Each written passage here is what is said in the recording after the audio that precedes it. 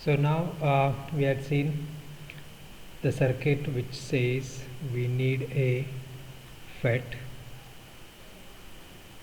Okay, let us say this is a n-channel FET. We require VGS and we require a resistance RD or RL, whatever you want to call, across which we are going to take output voltage VO and a drain to source voltage or a biasing. So these are the biasing and uh, output voltage you will get across RD. But now what we need is that by giving some small signal we need to get a large output signal, that is the amplified version. So how to give this small signal? To give this small signal I need to have some source, some AC source. So normally a AC source is represented by the two components, one and this is the second component. These two components are Vs and Rs. So this is the way of representing any AC source by Thevenin's equivalent. So Vs is the voltage source and it has some output impedance Rs, or called as a source resistance Rs. So any AC source which needs to be amplified is represented by this two components called as a Thevenin's equivalent. Even though if you are having a mic in which you are going to speak, that mic is represented by these two components itself. Even though if you are having some any amplifier at the initial stage, so that whole amplifier can be represented again by these two components, and this is the way of representing any AC source given by Thevenin. So that's why it is called as a Thevenin's equivalent. So Vs and Rs is the AC source. Now this AC source is to be amplified, so that at the output you will be getting the amplified version of this AC source. Now what will happen if I directly connect this source to this terminal, because whatever the signal coming is to be given to the gate, and according to that signal output voltage needs to be amplified. If I give this, then what will happen, that I will not get any AC quantity at this point. No AC voltage will be present at this point. Why not? Because for AC source or AC quantity, this DC quantity acts as a short circuit. So because of this short circuiting, the voltage across a short circuiting will be equal to 0. So you will not get any AC voltage across gate to source, but you will be getting the DC source across a gate to source. But I need some AC quantity at gate to source, so that that quantity will get amplified and I'll get ID a signal, amplified signal, and that ID into RD I'll be getting output voltage. So it is not possible directly to give this source here. If I give this, it will act as a short circuit and the voltage, AC voltage across gate to source will be equal to 0. So for that what I'll do, I'll connect some resistance here, a high resistance. I'll call that as a RG resistance. If I connect some resistance now, after connecting this resistance, this VGS voltage, even though if it is short circuited, there will be a voltage drop across this RG, and that voltage drop or AC voltage drop will be acting as a gate to source voltage, and that will be amplified in ID. So it is possible to have this by connecting a RG resistance, a high value resistance RG here, so that I'll be getting some AC quantity between gate to source. So our problem has been solved by connecting RG. Second problem is that so by at least we'll do one thing, by connecting all this we'll make a simplest circuit. And what is that simplest circuit? One more thing I'll tell you.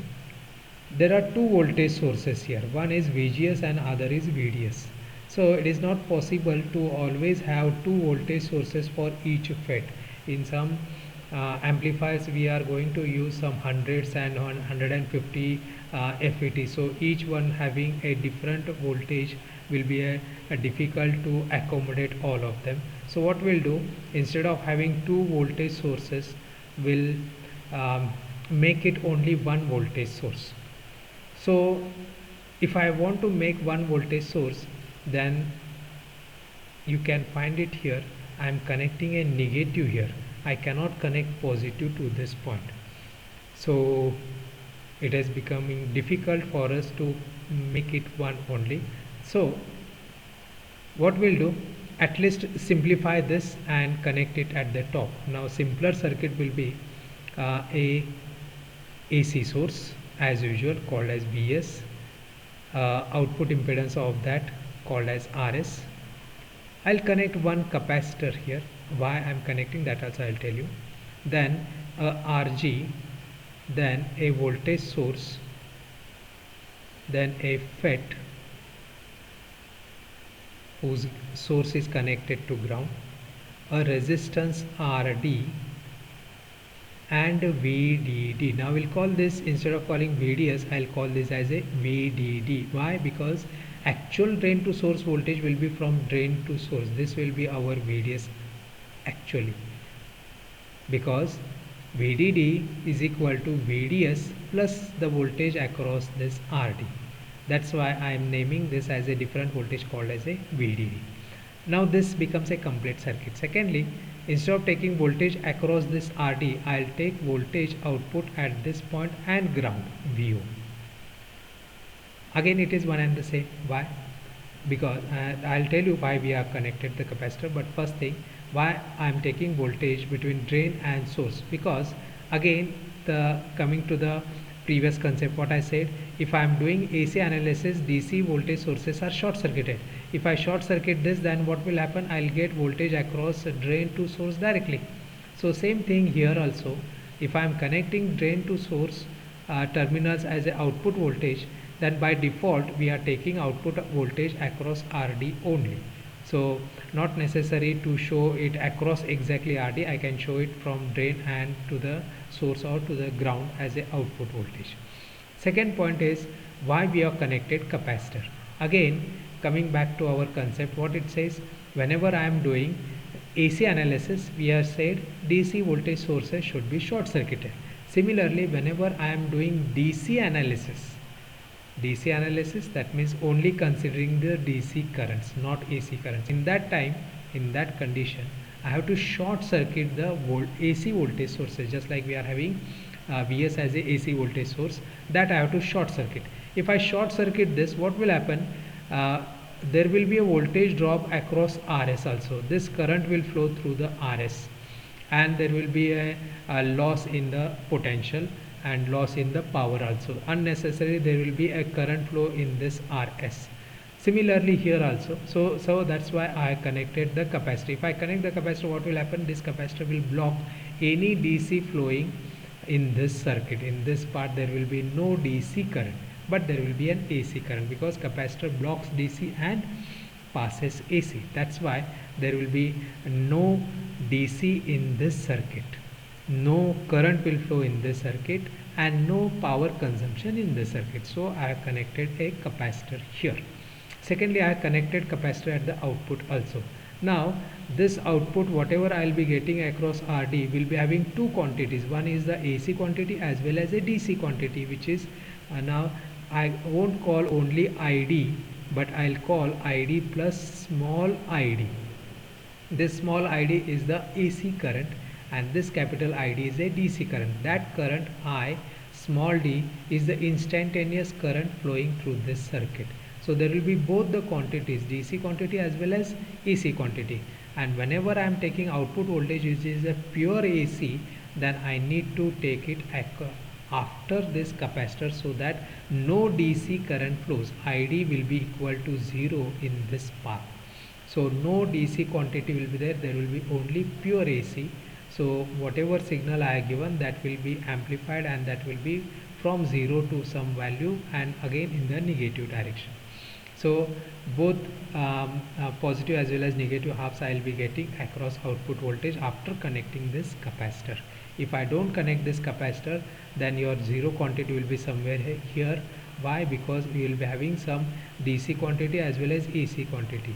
So to prevent that, I want only AC quantity, I have connected a capacitor here. Okay, so capacitor here is to prevent any DC current losses, and these capacitors are also called as a coupling capacitors. Coupling capacitors.